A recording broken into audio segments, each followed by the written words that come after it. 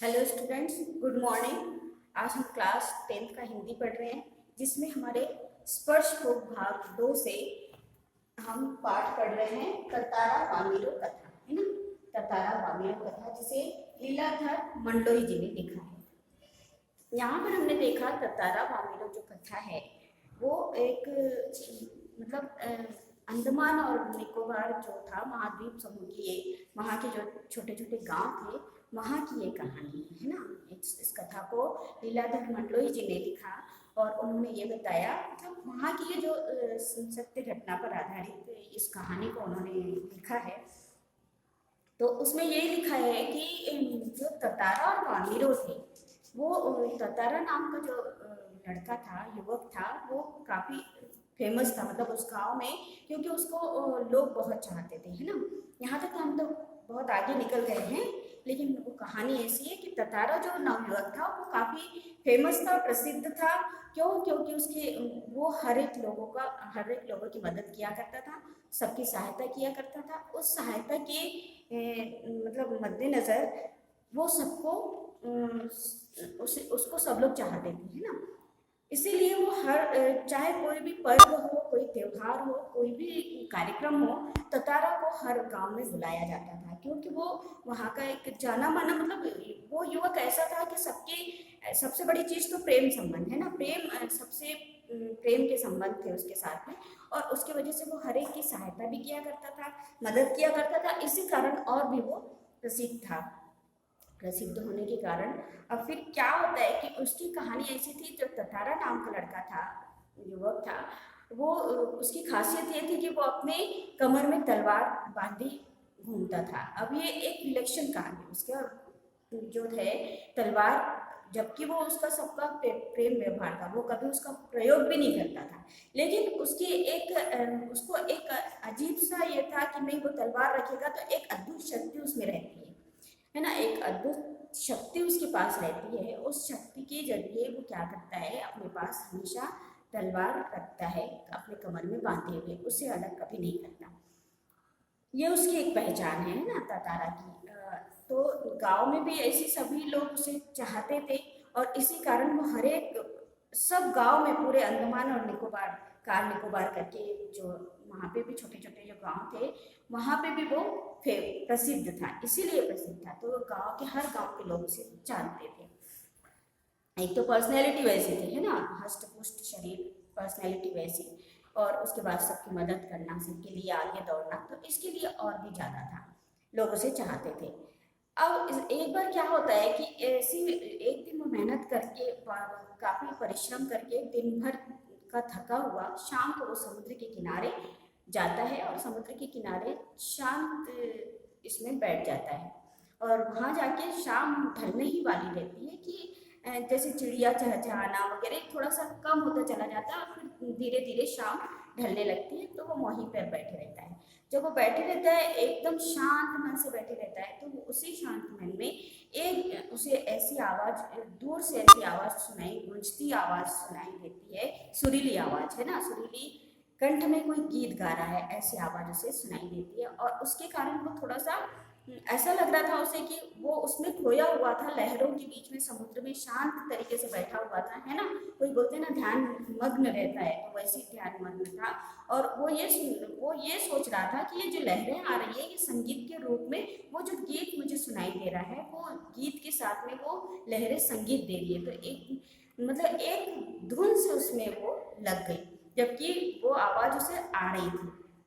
तो वो इन संगीत के लहरों में, मतलब लहरों के संगीत में उस गीत को सुन रहा था।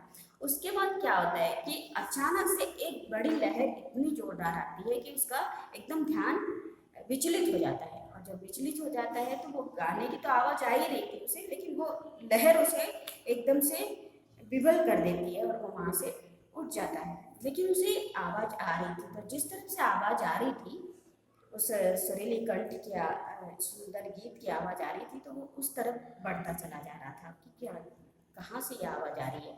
और जाकर क्या देखता है कि थोड़ी दूर जाने पर समुद्र के किनारे एक लड़की, एक युवती सुंदर सा गीत गा रही है, और अपने गाने में भी वो इतनी मग्न थी कि उसे कोई ध्यान नहीं कि कोई मुझे देख रहा है या नहीं देख रहा है। वो अपने गाने में, धुन में, वो अपने इसमें मग्न थी।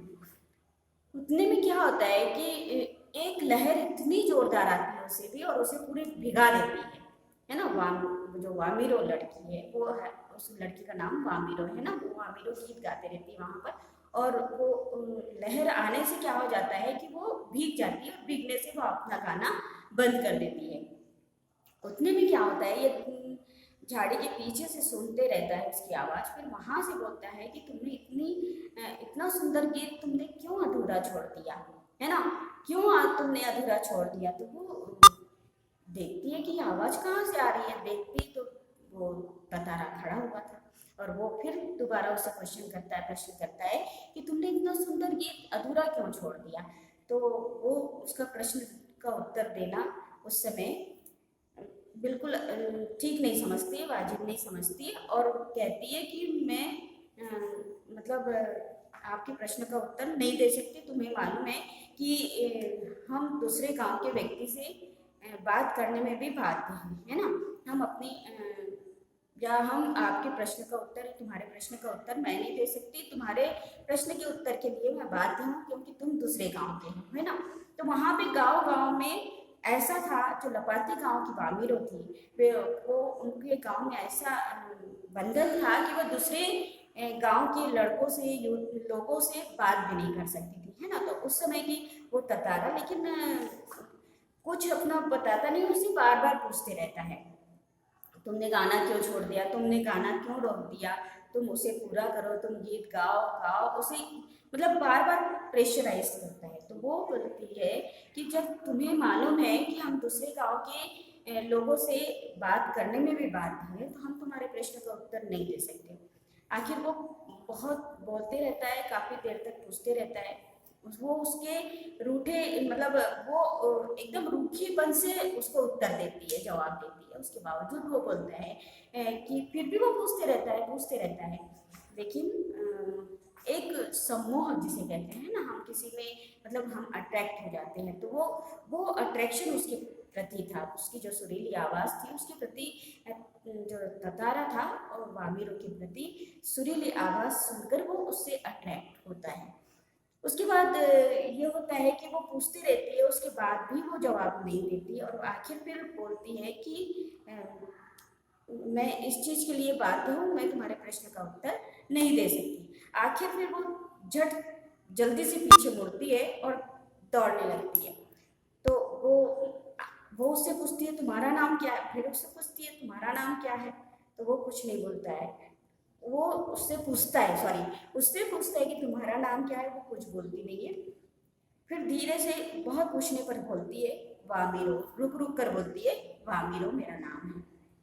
उसके बाद वहाँ से वो मुड़ती है और झटके से दौड़कर चली जाती है। जब दौड़कर चली जाती है तो अब ये तो अपने प्रति कुछ बताया, उसने पूछा ही नहीं तो इसने बताया भी नहीं, लेकिन ये फिर चिल्लाकर एकदम ध्यान उसका ये हो जाता है। फिर उसे बताता है कि मेरा नाम ततारा है, और उसके नाम से वो बोलती है, और उसको मालूम हो जाता है कि उसका नाम वामीरो है ना, क्योंकि वो बताकर जाती है, धीरे से वो अपना नाम बताकर जाती है, लेकिन ये अपने बारे में उसे कुछ बताता ही नहीं है। फिर जब दौड़ते हैं तो उसके बाद बताता है कि मेरा नाम ततारा है।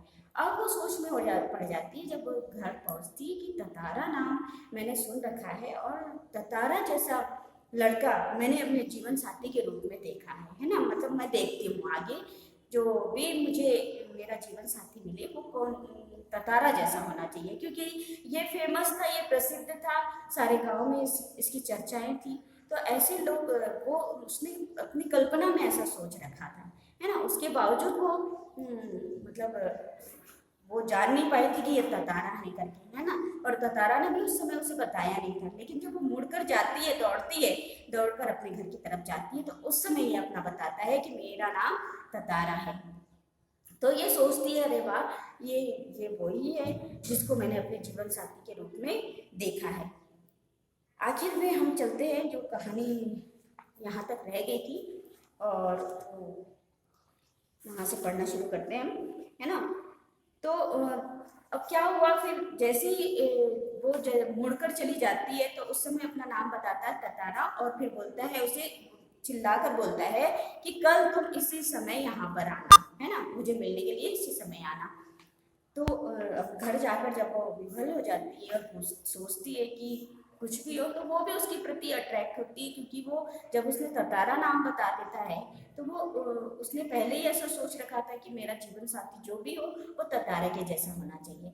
जाकर वो देखती है, मतलब सोचती है, घर में किसी को बताती नहीं है, लेकिन जैसे तैसे रात बीतती है और दिन जैसे ही होता है तो वो ये सोचने लगती है कि मुझे शाम को जाना चाहिए, शाम को जाना चाहिए, वो जैसा भी हो। और फिर धीरे धीरे क्या होता है कि दोनों वहाँ पर मिलने लगते हैं, ततारा और वामिरो दोनों दोनों जब आपस में बात कुछ नहीं करते, लेकिन आते हैं दोनों एक मेरे को देखकर निहारते रहते हैं, बस वहाँ पे उनका कोई मिलन होता है, मतलब देखते हैं। तो गांव वाले देख लेते हैं कि ये सब चीज़ तो अच्छी बात नहीं है कि हमारे गांव की लड़की, मतलब लपाती गांव की जो वामिरो थी, लपाती गांव के ही लोग देख लेते हैं और फिर इस चीज़ का विरोध करते हैं कि वो उसे नहीं मिलना चाहिए, वहाँ जाके उसे नहीं करना चाहिए। एक बार ऐसा होता है कि वहाँ पे पशु पर्व मनाया जाता है ना, तो पशु पर्व मनाते हैं तो सब अब इन सब चीज़ों का विरोध होने लगा, जबकि ये इतने विरोध में भी दोनों वहाँ पे जहाँ मिले थे वहीं पर रोज उनका मतलब मिलते थे वो लोग, ततारा और वामिरो। तो कुछ समय बाद पासा गांव में, पासा गांव का ततारा था, तो ततारा गांव जो पासा गांव में क्या हुआ कि एक बार पशु पर्व मनाया गया। पशु पर्व मनाया गया तो उसमें सभी गांव के लोगों को आमंत्रित किया गया।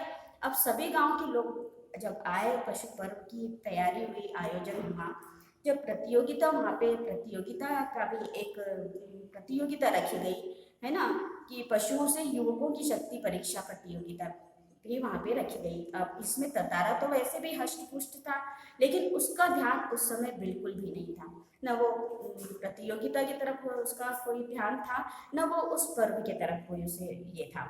वर्ष में एक बार सभी गांव के लोग हिस्सा लेते हैं वहाँ पर, एक साल में एक बार ये पर्व मनाते हैं और सभी गांव के लोग वहाँ पर आके हिस्सा लेते हैं। बाद में नृत्य, संगीत और भोजन का भी आयोजन होता है। तो वहाँ के सभी लोग पासा में एकत्रित होने लगे। अब सभी गांव के लोग धीरे धीरे पासा गांव में एकत्रित होने लगे। उसकी व्याकुलता आंखें वामिरों को ढूंढने में व्यस्त थी। उसने वो देख रहा था, क्योंकि उसका ध्यान तो वहाँ था ही नहीं। आखिर वो इधर उधर देखने लगा, वो बस वामिरों को ही ढूंढ रहा था। उसकी नारियल के पेड़ के पीछे पीछे से उसे जैसे कोई झांकता दिखाई दिया, है ना। अब उसने काफी देर इधर उधर जब देख रहा था तो देखने में उसने देखा कि नारियल का पेड़ है, उसके पीछे उसे एक परछाई दिखाई दी और ऐसा लगे कि कोई झांक रहा है ना। तो वो झांकता हुआ उसे दिखाई दिया। उसने थोड़ा और करीब जाकर पहचानने की चेष्टा की। वो तो उसने देखा कि हो सकता है ये वामिरो ही है। उसने थोड़ा करीब गया पेड़ के पास और उसने देखा कि वहाँ पे मैं पहचानो तो है कौन, तो वह वामिरो थी, है ना, वो थी वामिरो ही, जो भय पर सामने आने में झिझक रही थी। क्यों झिझक रही थी? क्योंकि लोगों में ये सब चर्चा हो चुकी थी कि ततारा और वामिरो समुद्र के किनारे वहां पे मिलते हैं। अब ये सब दोनों की जब चर्चाएं होने लगी तो थोड़ा सा वो गांव में जब आई तो ये जहाँ पर वो मनाया जा रहा था, जहाँ आयोजन हुआ था, वहां पर जब वो आई तो वो एकदम झिझक के साथ में आई और झिझकती हुई वो पीछे से, झाड़ के पीछे से झांकने लगी। तो ततारा ने उसे देख लिया, वामिरों को, और वो एकदम, उसकी आंखें तरल और होठ उसकी कांप रहे थे। ततारा को देखते ही वह फूट फूट कर रोने लगी। जैसे उसने ततारा को देखा तो वो रोने लगी, अब फूट फूट कर रोने लगी। ततारा विवल हुआ, ततारा भी परेशान हुआ कि ये रो क्यों नहीं, आखिर हुआ क्या है। अभी तो कुछ किसी ने यहाँ कुछ बोला नहीं है, लेकिन फिर भी वो ततारा को देखकर रोने लगी। उससे कुछ बोला नहीं बन पड़ रहा था, उसने कुछ, उससे बोला ही नहीं जा रहा था, वो इतनी जोर जोर से रो रही थी। रोने की आवाज लगातार ऊंची होती चली जा रही थी, मतलब, और जैसे ही जैसे वो पूछता क्या हुआ, कुछ हुआ, वो उसी तरह से और जोर जोर से रोने लगी, है ना, ऊंची आवाज में। ततारा कर्तव्य विमूढ़ था। वे रुदन स्वरों को सुनकर उसकी माँ वहां पहुंची और दोनों को देखकर आग भर बोला, हो उठी। अब उसने देखा कि ये दोनों फिर यहाँ पर है, उसकी माँ, वामिरो की माँ उसके पीछे पीछे आई। उसने देखा कि फिर ये यहाँ पर है, तो वो और भी मतलब उसे अ, एकदम अपमानजनक लगा। क्यों? क्योंकि ये दोनों की चर्चा हो रही थी, अब दोनों जो भी मिल रहे हैं ये एक बदनामी ही थी, है ना। तो माँ को एक ऐसा लगा कि ये एक अपमानजनक, मतलब यहाँ पे मैंने देखा फिर ये यहाँ पे दोनों खड़े हुए हैं और इतने गांव के बीच में एक पर्व चल रहा है, उनके बीच में ये पेड़ के पीछे दोनों खड़े हुए हैं। ये भी एक अपमानजनक बात उसे लगी उसकी माँ को, वामिरो की। इसी बीच गांव के कुछ लोग और पहुंच गए। अब क्या हुआ कि लोग तो जानते ही थे, और कुछ ना कुछ ऐसा लोग इन सब चीज़ों के लिए बोलते हैं ना, नमक मिर्ची लगा के लोग बता देते हैं, और जो भी कुछ है बातें और पीछे बातें होती रहती है, उसके बाद अब सामने देखा जाए, देख रहे हैं तो और भी बातें हो रही हैं। तो एक अपमानित लग रहा था किसी, उसने ततारा को तरह तरह से अपमानित जो लोग आए थे वो ततारा को काफी अपमानित कर रहे थे, है ना, बहुत बोल रहे थे। इस तरह से वो मतलब अपमानित हो जा रहा था, हुआ जा रहा था, क्योंकि लोग उसका विरोध कर रहे थे वहां पे। अब लोग भी ततारा के विरोध में आवाजें उठाने लगे। अब लोग विरोध करेंगे ही, क्योंकि दोनों को एक तो दोनों की बात ऐसी थी कि दोनों अलग अलग गांव से थे। एक गांव के होते तो बात कुछ और होती। यही बात थी कि अलग अलग गांव के होने के कारण वो दोनों में मतलब उनको उनका जो मिलना था वो एक विरोध में था, क्योंकि गांव गांव के लोग, अलग अलग गांव के लोग उनको नहीं मिलने देते थे, एक गांव के लोग ही उनको चाहिए था। यह ततारा के लिए असहनीय था। वामिरो भी रोए जा रही थी।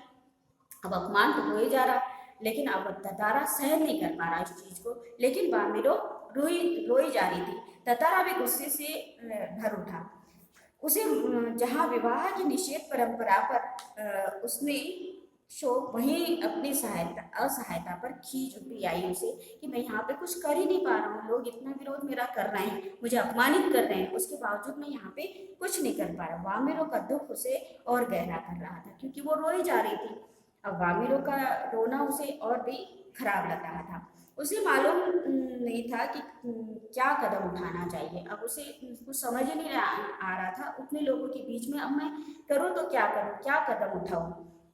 अनायास उसका हाथ तलवार की मूठ पर जा टिका। उसने क्या किया, अपना जो तलवार, उसे हमेशा कभी उसने प्रयोग किया ही नहीं था उस तलवार का, क्योंकि कभी ऐसा मौका आया ही नहीं कि उसने अपना तलवार का प्रयोग किया हो। अब उस समय उसने अचानक उसके हाथ में, अब उसको कुछ समझ ही नहीं रहा था, इतने लोग उसे अपमानित कर रहे थे, उसके बावजूद वामिरो रोई जा रही थी, उसे वो भी अच्छा नहीं लग रहा था। आखिर उसका हाथ उस तलवार की मूठ पर टिक जाता है, टिका। अब क्रोध में तलवार निकाली और कुछ विचार करता रहा। उसने गुस्सा, इतना गुस्सा था कि उसने गुस्से में वो तलवार को निकाल लिया। क्रोध लगातार अग्नि की तरह बढ़ रहा था। लोगों में एकदम लोग और गुस्सा उठे। एक सन्नाटा सा खींच गया, और जब उसने तलवार उठाया तो लोगों का गुस्सा और भी ज्यादा बढ़ गया, और एक सन्नाटा सा, एक खामोशी सी, मतलब जैसे ही उसने तलवार निकाला तो लोग एकदम चौंक गए। जब कोई राह न सूझी तो क्रोध का शमन करने के लिए उसने अपनी शक्ति भर उसे धरती पे घोंप दिया। अब कहीं उसका प्रयोग नहीं कर रहा था तो उसने जोर से तलवार को नीचे धरती पर घोंप दिया और ताकत से उसे खींचने लगा। वह पसीने से नहा उठा और घबराए हुए थे।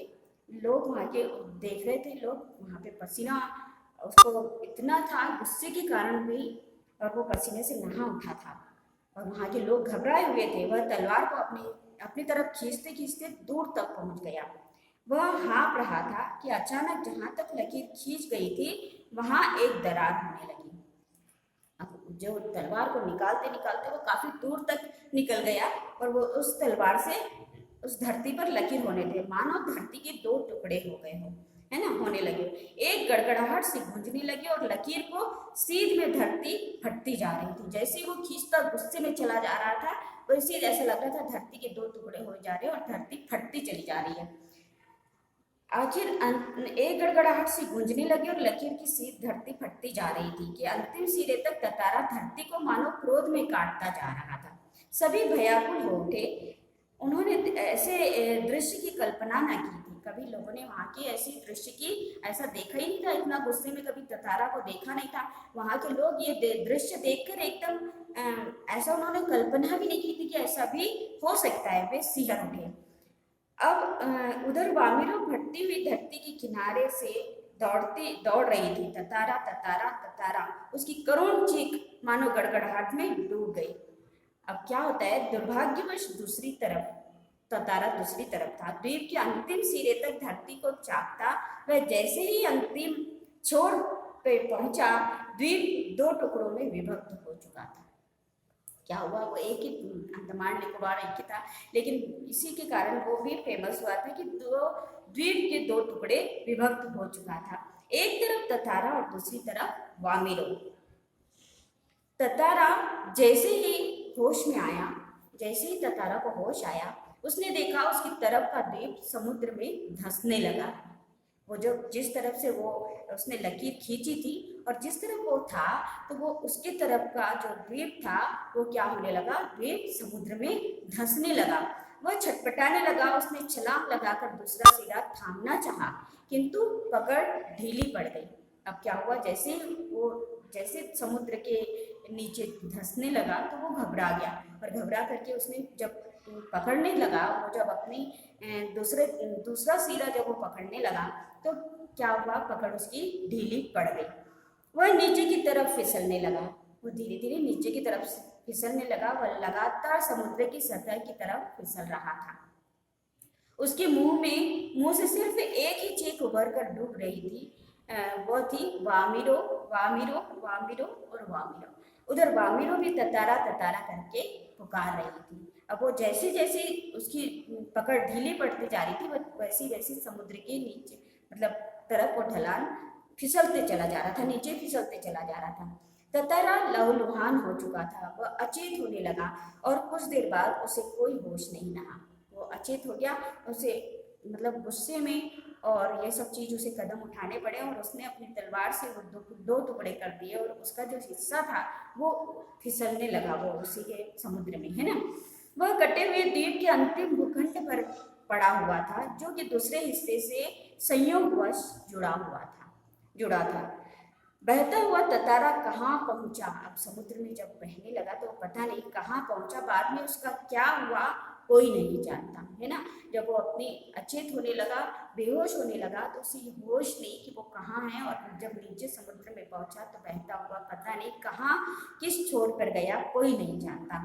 इधर वामिरो पागल होती, वह हर समय ततारा को खोजती हुई उसी जगह पहुंचती और घंटों बैठी रहती। उसने खाना पीना छोड़ दिया, परिवार से वह एक तरह विलग हो गई।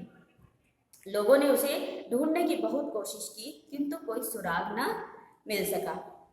आज न ततारा है न वामिरो, किंतु उनकी यह प्रेम कथा घर घर में सुनाई जाती है। वहाँ अंडमान निकोबार में आज भी उनके प्रेम की कथा आज भी सुनाई जाती है। निकोबारियों का मत है कि ततारा की तलवार से कार निकोबार के जो टुकड़े हुए, उसमें दूसरा लिटिल अंडमान है, जो कार निकोबार, जो लिटिल अंडमान जिसे कहते हैं, उसे कार निकोबार से आज 96 किलोमीटर की दूरी पर स्थित है, यानी 96 किलोमीटर की दूरी पर वहाँ पर अंडमान है, जो कार निकोबार के नाम से जाना जाता है।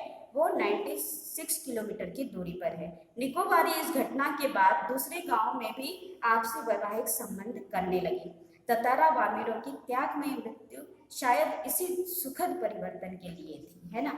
तो हमने ऐसी कहानियां कि ये ततारा और वामिरो को ऐसा पहले बंधन था और बंधन की वजह से वो मिल नहीं पाए, ऐसी हमने कहानी प्रेम कथाएं हमने और भी सुनी है ना। रोमियो जूलियट, है ना, रोमियो और जूलियट की भी हमने कहानी सुनी, हीर रांझा की भी कहानी सुनी। ये भी वही कहानी है ततारा वामिरो की, कहाँ की, अंडमान निकोबार में, जो हमने द्वीप समूह है वहाँ पे।